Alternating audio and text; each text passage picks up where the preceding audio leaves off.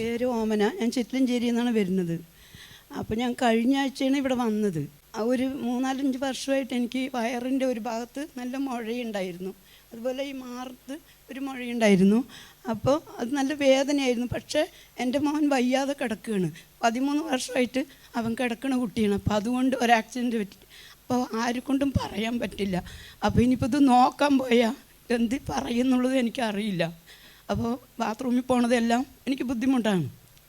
അപ്പോൾ ഞാൻ ഇവിടെ വരുന്നതിൻ്റെ തലയ്ക്ക് ദിവസം ഭയങ്കരമായി വേദനിച്ചു. അപ്പോൾ മോളുടെ അടുത്ത് പറഞ്ഞു, അമ്മ ശരി, ഇനിയിപ്പോൾ എന്താണെന്ന് അറിയില്ല, ഞാൻ എന്താ ചെയ്യാമെന്ന് എനിക്കറിയില്ല.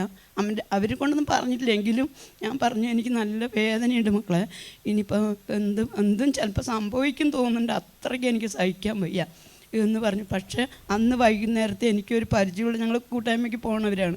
അപ്പോൾ അങ്ങനെ പരിചയമുള്ളൊരു കുട്ടി പറഞ്ഞു, അമ്മ ഇങ്ങനെ ഒരു പ്രാർത്ഥനയുണ്ട്, അമ്മ പോവുകയാണെങ്കിൽ പൊക്കോളിയും പറഞ്ഞു. അങ്ങനെ ഞാൻ വേറെ ഒരു കുട്ടീൻ്റെ കൂടെ ഇവിടെ വന്നു.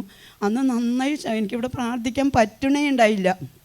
എൻ്റെ മോളും ഉണ്ടായിരുന്നു. അപ്പോൾ അവർ രണ്ടുപേരും കൂടെ ഞങ്ങൾ വന്നത്. അപ്പോൾ പ്രാർത്ഥിക്കാൻ പറ്റുന്നില്ല, എനിക്ക് ഇരിക്കാനും പറ്റില്ല. എൻ്റെ കൂടെ വന്നവൾ വെറുതെ എന്നെ ഇതാക്കുന്നുണ്ടായിരുന്നു. അപ്പോൾ എനിക്ക് പിടിച്ച് നിൽക്കാനും കാലും ഇങ്ങനെ വെക്കാനും ഒന്നും പറ്റുന്നുണ്ടായിരുന്നില്ല.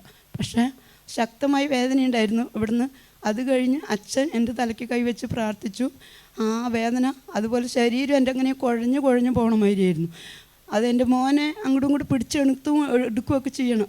അങ്ങനെ ആയിരിക്കുന്ന ഞാൻ വിചാരിച്ചു. പക്ഷേ അന്നേക്ക് അച്ഛൻ്റെ പ്രാർത്ഥനയിലൂടെ എൻ്റെ ആ ശരീരത്തിൻ്റെ ആ വേദന, ശരീരത്തിന് ശക്തിയും കിട്ടി. ആ മുഴ, ഈ 2 സൈഡിലും മുഴ, അതും നന്നായി മാറി. ഇതപ്പോൾ ചൊവ്വാഴ്ച തൊട്ടിട്ട് ഇത്ര നേരം ആ വേദനയില്ല. അപ്പം ഞാൻ ഇന്ന് വന്ന് സാക്ഷ്യം പറഞ്ഞ് വന്നു. കർത്താവ് നമ്മളങ്ങനെ ഉപേക്ഷിക്കില്ല. നമുക്ക് ശരീരത്തിൽ ക്ഷീണങ്ങളോ മുഴയോ അങ്ങനെ കടബാധ്യതയോ വരുമ്പോൾ ദൈവത്തിൽ ആശ്രയിക്കുക. ആ ദൈവം നമ്മളെ അനുഗ്രഹിക്കുകയും ചെയ്യും. കഴിഞ്ഞ ആഴ്ചയിൽ വന്നത് ഓർക്കുന്നുണ്ട്. വലിയ കഷ്ടപ്പെട്ടാണ് വന്നത്.